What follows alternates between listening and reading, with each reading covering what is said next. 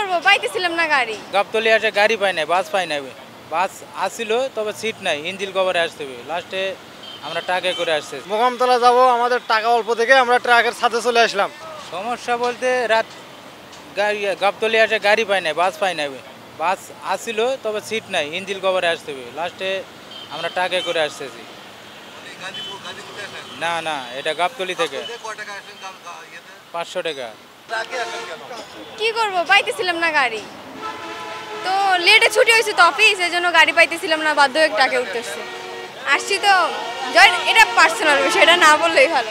আমরা ঢাকা থেকে আসলাম, মোকামতলা যাব, আমাদের টাকা অল্প থেকে আমরা ট্রাকের সাথে চলে আসলাম। আর গাড়ির রাস্তায় অনেক জ্যামজট। আমরা অনেকক্ষণ রাত 2টার সময় গাড়িতে উঠছি, এখন প্রায় দিনের 11টা-12টা বাজে আমরা মোকামতলা এখনও পৌঁছতে পারিনি। গাড়ির খুব জামজট। জামজট সেতুর ওই পার থেকে সেতুর উপর পর্যন্ত জামজট অনেক বেশি। ভাড়া দিয়েছি 400, কাউন্টারে গেছিলাম, টিকিট পাই না। আর আমরা তো ওখানে কাজ কাম করি, ওখানে ব্যস্ত সময়, ঠিক আছে, এই জন্য টিকিট কাটতে পারি না, এই জন্য আসলাম। কিছু জাম ছিল, হালকা পাতলা জাম ছিল, হ্যাঁ, ভালোভাবে আসছি। জাম মূলত আমরা জাম পাইছি হচ্ছে এলেঙ্গা থেকে শুরু করে আপনার এই সেতুর এই পাশ পর্যন্ত। আর মূলত এই পাশে জ্যাম নাই ততটা। হ্যাঁ, রাস্তা অনেক ক্লিয়ার, এদিকে আমরা জাম পাইনি। যমুনার ওই পারে হলো আপনার এলেঙ্গা থেকে আপনার যমুনা ব্রিজ পর্যন্ত জ্যাম আছে।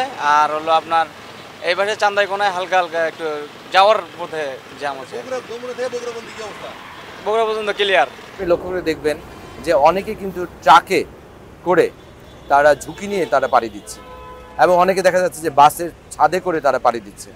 আমরা ইতিমধ্যে যে মাননীয় ইন্সপেক্টর জেনারেল মহোদয় আমাদেরকে বলেছেন যে এই ধরনের কোনো ঝুঁকি নেওয়া যাবে না। আমরা ইতিমধ্যে বেশ কয়েকটি ট্রাক, যারা অতিরিক্ত বলবো না, আমরা বলবো যে খালি ট্রাকে যারা যাত্রী বোঝাই ছিল তাদেরকে আমরা থামিয়েছি, এবং সেই সম্মানিত যাত্রীগণকে আমরা মালিক সমিতির মাধ্যমে কথা বলে যে গাড়ি ব্যবস্থা করেছিলাম সেই গাড়ি যোগে তাদের গন্তব্যে আমরা প্রেরণ করছি।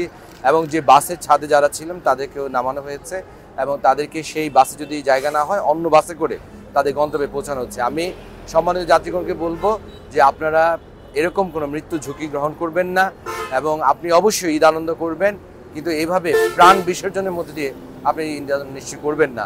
সেই জন্য আপনারা আমাদের কথা শুনুন। আমরা আপনাদের গন্তব্যে পৌঁছার জন্য যে যানবাহনের ব্যবস্থা সেটি আমরা করছি, এবং মালিক সমিতি তারাও সক্রিয় আছে। আমরা আপনাদের অনুরোধ করছি আপনারা এইভাবে জীবনের ঝুঁকি গ্রহণ করবেন না।